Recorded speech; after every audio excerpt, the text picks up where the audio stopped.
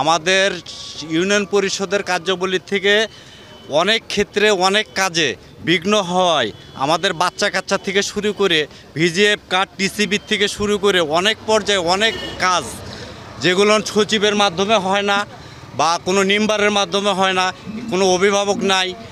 পর্যায়ক্রমে আমরা গরিব দুঃখী যারা মানুষ আছি তাদের সন্তানের জন্য যদি কিছু জন্ম নিবন্ধনের জন্য কোনো কিছুর জন্য যাওয়া হয়, তারা বলে যে এখন হবে না, অনলাইন নাই, এটা নাই, ওটা নাই, কোনো সচিব নাই, কেউ নাই।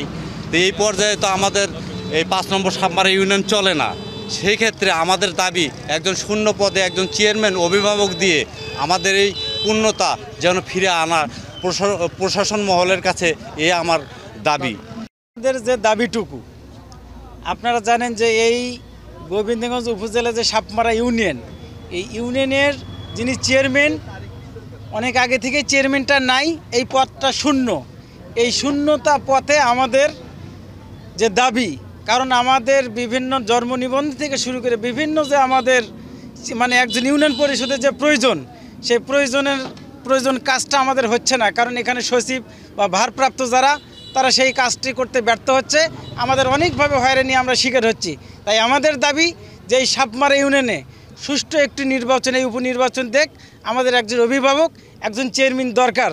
সেই স্বার্থে আমি এই সাবমারা ইউনিয়নের জনগণের পক্ষে, আমি সবার স্বার্থে দ্রুত গতিতে আমি একটা এই বর্তমান সরকার এবং প্রশাসন মহলের কাছে আমরা একটা নির্বাচন চাই, যাতে আমাদের এখানে একটা চেয়ারম্যান আসলে এই ভোগান্তির থেকে আমরা সবাই সুবিধা পাবো। আপনারা জানেন যে শূন্য পদে নির্বাচনের লক্ষ্যে নির্বাচন কমিশন তফসিল ঘোষণা করেন এবং ঘোষণা অনুযায়ী 24 সালের 27 জুলাই নির্বাচন হওয়ার কথা ছিল। আসলে আপনারা জানেন অনিবার্য কারণে, দেশে পরিস্থিতি অনিবার্য কারণে সেই নির্বাচনটি স্থগিত করা হয়।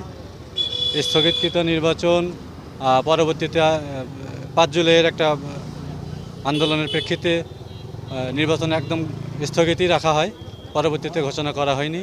তো আসলে আমরা চাচ্ছি যে স্থগিত যে নির্বাচন বা শূন্য পদ, এই শূন্য পদে চেয়ারম্যান যে নির্বাচিত হবে, সেই নির্বাচন আসলে আমরা